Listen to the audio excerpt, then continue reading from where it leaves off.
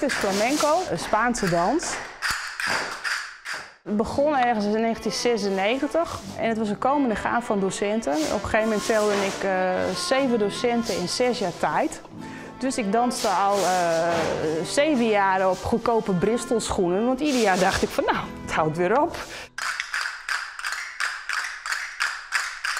Nou, en toen op een gegeven moment kwam hier een docent uit Groningen. Die is hier 16 jaar geweest, dat is echt een topprestatie. Maar goed, op een gegeven moment hield dat ook weer op, door blessure, et cetera. Toen dacht ik, oh nee, hier gaan we weer. Maar goed, het is weer gelukt. Echt ongelooflijk. Ze komt elke week. Wat je wilt doen, is iedere keer, iedere vinger naar het midden. Usually, of course, we get many emails and things, and many times I don't look at them, but I'm very happy I looked at this one. Yes. Vingers open, andere vingers mooi. Veel beter. My name is Vida Peral. I was born in Chicago. My family is from Lithuania, from Litouwen.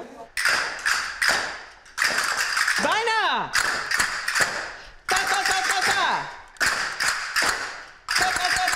Well, we've only had 2 lessons, but everyone was very enthusiastic and we're all having really fun.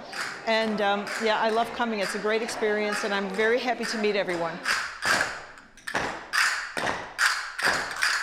Ja, het is eigenlijk begonnen al toen ik een kleutertje was.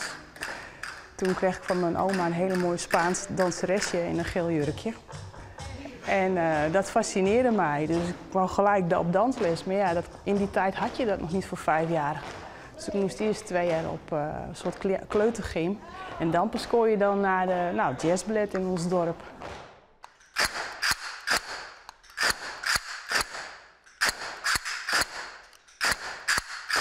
I found people that appreciate what I do and where I can be myself and extend and develop my expression in dance.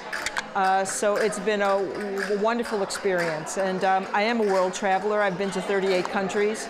So, and I'm not done yet. So, new beginning to a long history of dance in Leeuwarden. Absolutely, yeah.